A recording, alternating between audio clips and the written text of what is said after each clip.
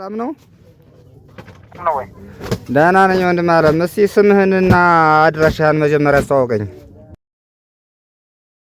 እስቲ ስለ ሁኔታው ምንድነው የተፈጠረው? ኑ እያሉ ማለት ነው። የት ቦታውንም ጠቅሰህ? ሳንቃበር ላይ ስትደርሱ ነው? አዎ።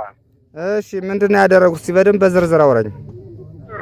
እነሱ ያሉ ና አለና ከዛ በቁርጠኛው ብር እያለው ልብስም እያለው ናልና መታወቂያ ይዛል አለኝ። አሁን አልሁት።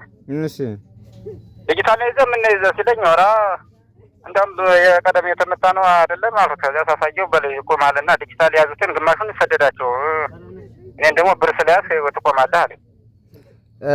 ቁርጥያ ብር ያዝህ አንተ። ስራህ ምንድን ነበረ? ወዴት እየሄድህ ነበር? በሬ ልገዛ ነበር። በሬ ሽጬ በሬ ልገዛ ነበር። ከገበዘ ማርያም ነው የወጣህ? አዎ። የገበዘ ማርያም መርሆታ ሰው ነህ? አዎ። እና በሬ ልትገዛበት ያሰፈውን ነው የወሰዱት? አዎ። ስንት ወሰዱ ካንተ? ከኔ 74,000። ከሌሎችስ እንደው ምን ያህል ወሰዱ? 60ም 80ም 50 ምናምንም። ብዙ ሰው ተዘርፏል አንተ እስካየህበት ሰዓት ድረስ? አዎ ብዙ ነው። ምን ያህል ሰው ተዘረፈ? 6 ከኔ ጋር እንኳን ያሉ 6 ነው። ከፊትም ደግሞ እንደዚህ በቆይቷል መሰለኝ።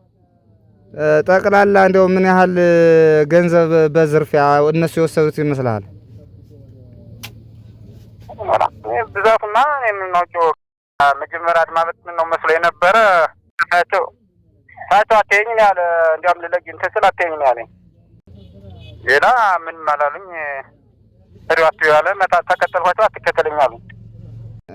ሌሎች ሰዎች ካሉ የገጠማችሁን ነገር ለሌሎች አጋሩ። ከኋላም ከፊትም ካሉ ወደ እሱ አካባቢ የሚሰማራ ኃይል ካለም እስቲ ሁኔታውን ለሚመለከተው እናደርሳለን።